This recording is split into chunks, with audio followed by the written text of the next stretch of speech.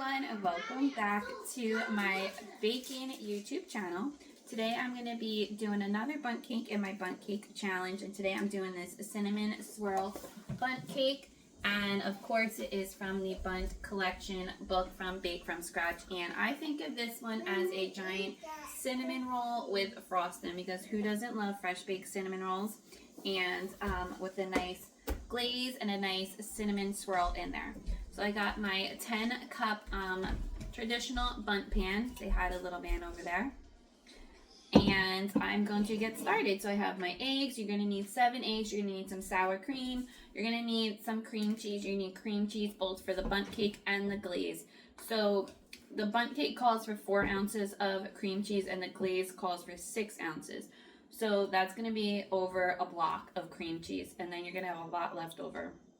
So I'm going to make the cream cheese glaze 4 ounces because I usually don't use a lot of glaze on my bundt cakes. I don't usually like coat it really heavy in glaze or frostings or anything like that. So 4 ounces should be enough to make the glaze for my bundt cake. And this way I just use 1 full block of cream cheese instead of having to open up another one only for like an ounce or 2. So that's what I have, and I also have my butter softening, and that is it that I'm going to need right now. And then little guy grabbed his stuff, and we're going to get started. So I'm going to first spray my bundt pan. You're going to need a 10 cup bundt pan. I'm going to spray it with my baker's joy, and then I'm also going to preheat my oven to 325. So again, with bundt cakes, because they are such a thick cake, you're going to cook it nice and low and slow. So you don't want to bump up the temperature. So let me spray this and then come back. I have my pan sprayed with, my baker's joy wasn't working, so I just used some regular baking spray. So now I have my mixing bowl, and in it I am going to add in my butter. This is 1.5 cups of unsalted softened butter. So it's been sitting out for a little bit of time. And I have my oven preheat into 325 degrees. You really want to make sure your oven is preheating for at least 20 minutes before you put your bundt cake or anything for that matter into your oven. A lot of times, even though your oven dings that it's the right temperature, it's not always the right temperature.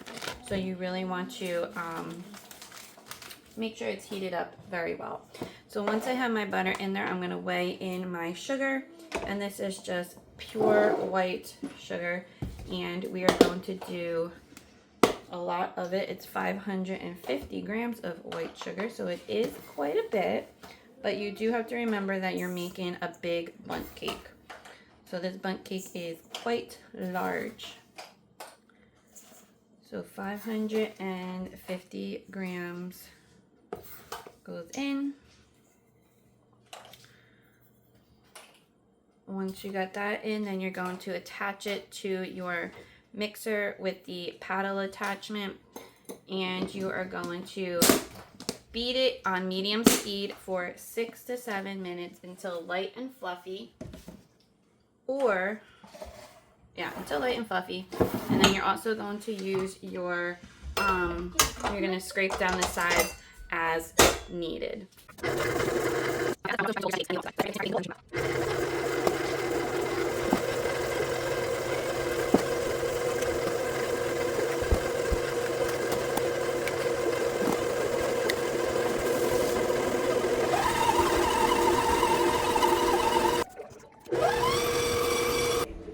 Now that it has been mixing for about 6 minutes, you can see how light and fluffy it is. I'm going to give it a good scrape down the sides of the bowl, and then with the mixer on low speed, I'm going to add in my eggs one at a time, and then stir in some vanilla extract.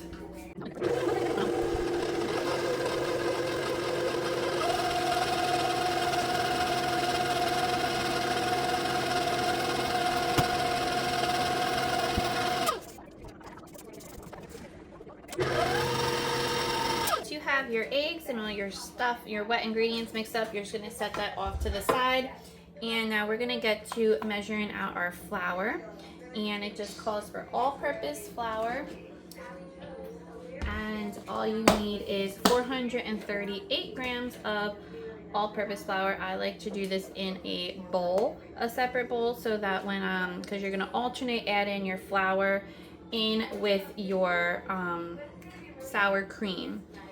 So you do want to make sure it's in a separate bowl so that it's just a little easier to do it that way. And then your sour cream is coming to room temperature. If you don't use sour cream, you can also use the full fat plain Greek yogurt. Also works well if you don't have sour cream, but I always tend to have sour cream because some of my kids love sour cream.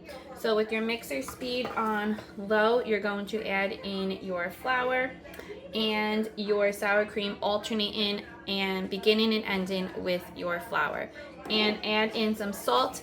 Also, just a little bit, only about a teaspoon of salt.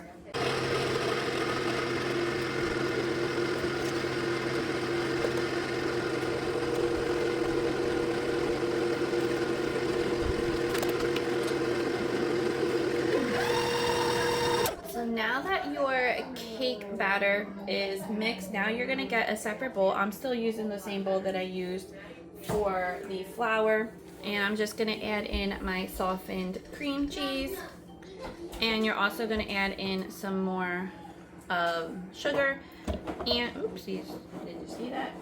Some more sugar and some more sour cream. So we're kind of making like a filling that we're gonna do. This is the cinnamon swirl. It's kind of like a cinnamon swirl cheesecake kind of vibe feeling that we're going with. So with our cream cheese, we're gonna add in just 67 grams of white sugar. So it doesn't just have a cinnamon sugar swirl, it's got a cinnamon sugar cheesecake swirl, which I mean, I think that's even better than just a cinnamon sugar swirl, because anybody can do that, but it really takes a good person to put in the cheesecake, the cream cheese, and make it like a cheesecake filling swirl. And what's good about that is that when you cut it, it's not just going to all crumble out and you're going to lose your filling. It's going to stay in place, which is kind of a benefit. Okay, so to that we're going to add in just 30 grams of sour cream. Again, you can add in Greek yogurt if you want to do that. A lot of times I do that because I always have Greek yogurt, and I like adding in Greek yogurt. I feel like it makes it a little bit healthier because it's protein, you know? That's just my opinion. Okay, and now, and a little bit more vanilla goes in here, and then I'm just gonna use my hand mixer for this so I don't have to change out my stand mixing bowls. I'm just gonna use my hand mixer for this, mix it up, make it nice and fluffy. Once it's nice and fluffy, it doesn't take long, then you're gonna add in your cinnamon and your nutmeg. And then you're also gonna add in a little bit more flour, and that's just gonna make it really nice and thick so that it's not runny. So you're gonna need 3 grams of cinnamon. Again, how cute are my jars? I know I said it in the last video, but they're like my favorite. For some reason, cinnamon is very light. So 3 grams of cinnamon, and then just a little bit of nutmeg. Nutmeg is one of those back flavors that you taste when you bite into something and you're like, that's got really good flavor, and it's that. And then you're just gonna need a little bit of flour to just make it thick so that it's not too runny. And this one you just need 16 grams or 2 tablespoons. Plop that in there.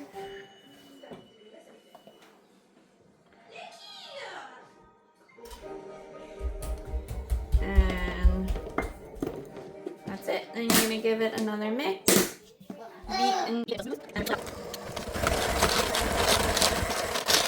Okay, one trick that I want to show is that when your beaters are like full of batter, say they're like this, and you want to clean them off, what I do, and it only works if you have a deep bowl like this, I just run it along the side on high speed, and it gets the beaters all cleaned off so you don't have to worry about scraping them. I don't know if that's a hack or not, but I always use that. This way I don't have to worry about scraping them off. Okay, so now it's time to get our Bundt cake and our Bundt pan ready to go. So I'm just going to give my batter a quick little mix before I get it going. Just took my mixing bowl off the stand mixer and I'm just cleaning it off. You want to make sure you get all this delicious batter off. You don't want to waste any of it. I find that this is like the most annoying part, I would say, about baking, is making sure you got to clean the paddle attachment off because there's so much batter in there.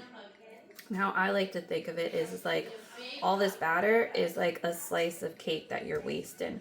So whether you bake for your family or you bake to make money, I mean, this is just wasting like a whole slice, how I look at it. And hopefully in my near future, I am starting a cottage food bakery out of my home, and I can sell all my stuff, because here in New Jersey, it is not easy to sell your stuff out of your house, like at all, which is very frustrating. So once you got it cleaned off, little guys over there, just make sure you give your batter a nice stir. Make sure you get down in there and really mix it up. Get out some of the air bubbles and just really make sure you have no pockets of anything, no pockets of flour or sour cream or butter on the bottom, because it does happen. Okay. In the beginning, I told you that you needed a 10-cup Bundt pan, and it's actually 15. So that's a bigger one. So this is going to make a bigger cake. So make sure you have a 15 one. As again, my Baker's Joy was not coming out for whatever reason, so I just had to use regular spray. We'll see if it works. I sprayed it a lot. So now it's time to fill it up. So first you're going to put in about half of your batter into the bottom, and then you're going to spread it around. There's no weight, no measurements for this, so you're just gonna eyeball it. And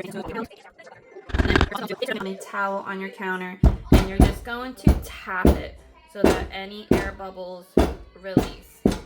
And you can see some of them will come up to the top. So I like to just scrape it off of my spatula. Again, you don't want to waste anything. And then next comes your cream cheese filling. So let me just wipe my hands off. And then you're going to grab your cream cheese filling. Again, you want to give this a quick little stir before you do it.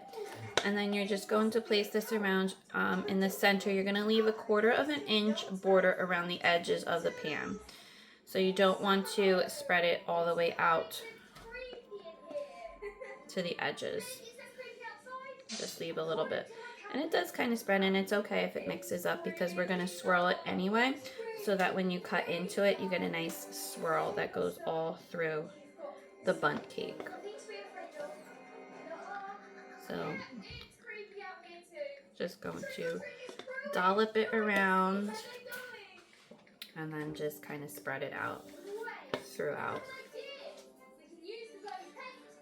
And I'm hoping that I get this cottage food license soon. I just got to type up all the recipes, all the flavors that I want to plan on selling, which is tedious work, but we're going to get there. Okay, so we're just going to spread it out as best we can. Again, you're just going right through the center of the cake in a circle around, leaving about a 1/4 of an inch. And it is fairly easy to spread, so you don't have to worry about that.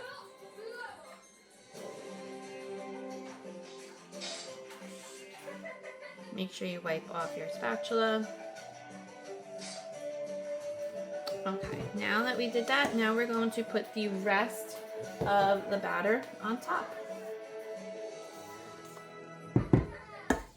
And then we will swirl it around. So just plop this on.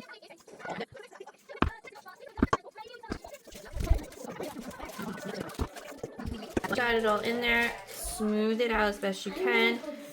Clean off your spatula to make sure you don't leave any behind.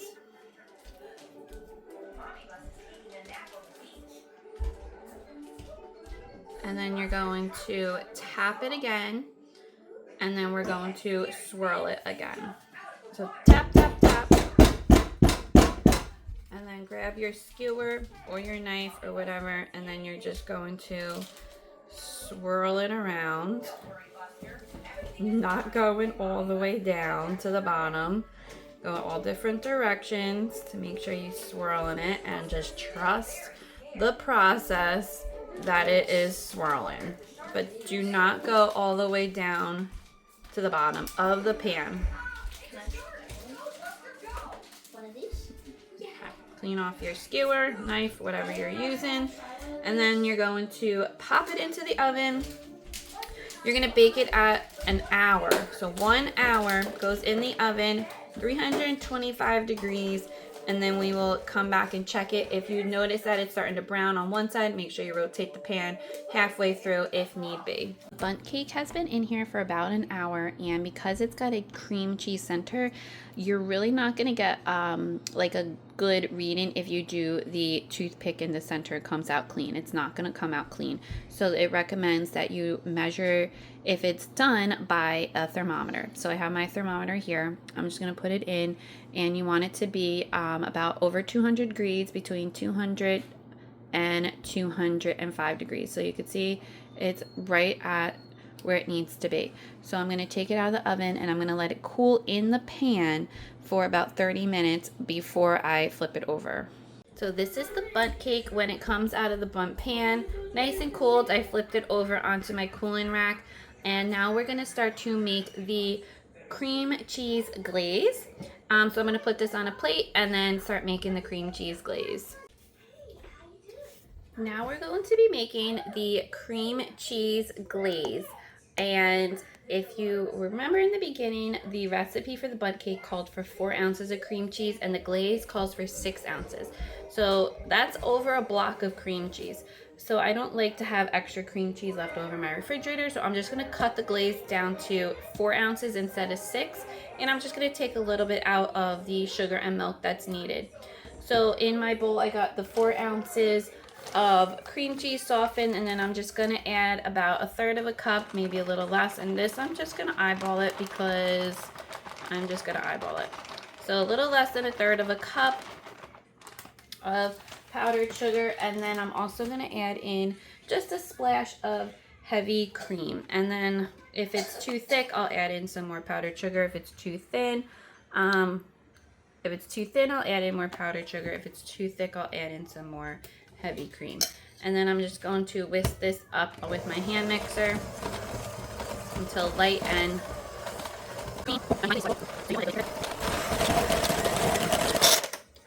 so it looks like it's a little thick for my liking for my cake, so I'm just going to add in another little splash of heavy whipping cream. You can also use whole milk or any other type of cream.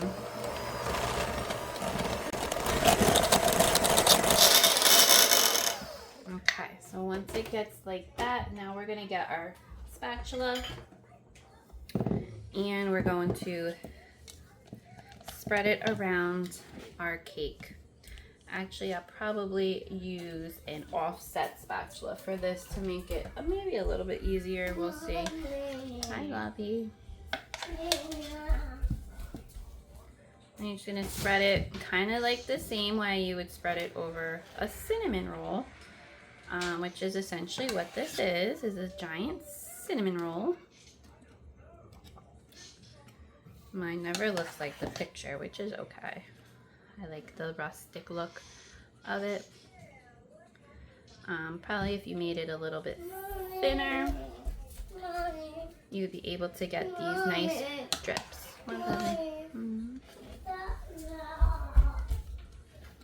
I'm just gonna spread this around, trying to get in all the little nooks and crannies of the cake.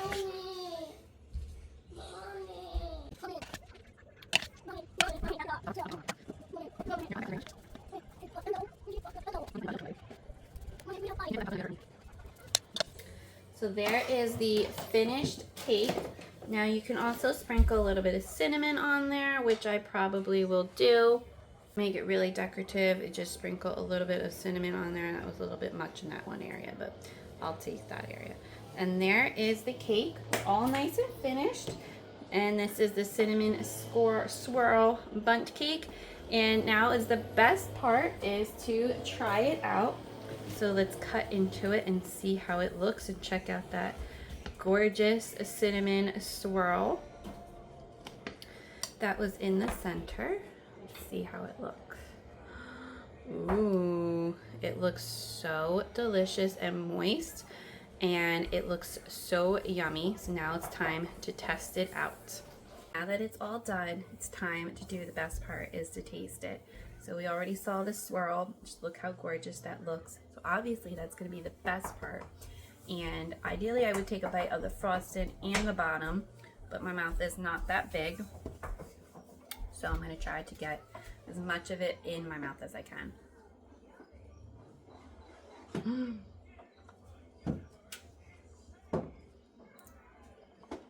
It's so delicious.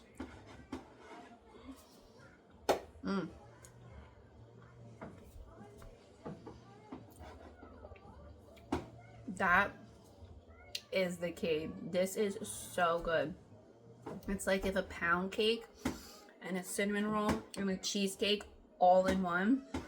This is it. It's so delicious. I know I've said that about every bundt cake I've made so far, but this is truly a winner. This would look great on any brunch table or dessert table with ice cream, or you don't even need ice cream because the frosting is so delicious. Make sure you give this one a try. Make sure you get the cookbook, and make sure you like and subscribe to my YouTube channel to see more bundt cakes in my bundt cake challenge journey.